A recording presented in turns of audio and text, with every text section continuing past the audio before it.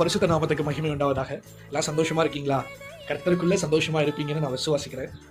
கர்த்தர் நம்மளோடு இன்று இடைபட விரும்புகிற வார்த்தை என்னவென்றால், வாசியுங்கள். யாத்திரையாகமம் 20:4 5 மேலே வானத்திலும் கீழே பூமியிலும் பூமியின் கீழ் தண்ணீரிலும் உண்டாயிருக்கிறவைகளுக்கு ஒப்பான ஒரு சொரூபத்தை ஆகிலும் யாதொரு விக்கிரகத்தை ஆகிலும் நீ உனக்கு உண்டாயிருக்க வேண்டாம். நீ அவைகளை நமஸ்கரிக்கவும் சேவிக்கவும் வேண்டாம். எது விக்கிரக ஆராதனைன்னு தெரியுமா? சொந்த தெய்வத்தை படைச்ச தெய்வத்தை மறந்துட்டு நீதான் என்ன படைச்ச, நீதான் என் தெய்வம், நீதான் என் குலசாமின்னு சொல்லி கல்லையோ மண்ணையோ மரத்தையோ இல்லை படங்களையோ பார்த்து அதை நமஸ்கரிக்கிறது, அதை சேவிக்கிறது எல்லாமே விக்கிரக ஆராதனை தான்.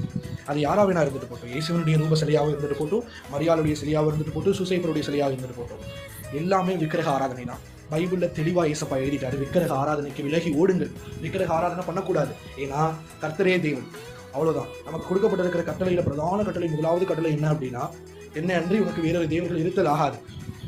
பிரியமானவர்களே, அதனால என் தெய்வத்துக்கும் வேதாகமத்துக்கும் புறம்பான வாழ்க்கை நமக்கு வேண்டாம்.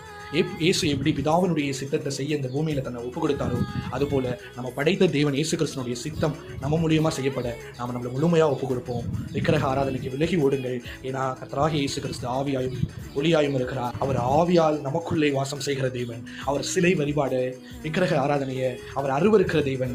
அதனால நம்ம மனம் திரும்பி கர்த்தராகிய இயேசு கிறிஸ்துனுடைய சித்தத்துக்கு நம்ம ஒப்பு கொடுப்போம். கர்த்தர் உங்களை ஆசீர்வதிப்பாராக. ஆமென்.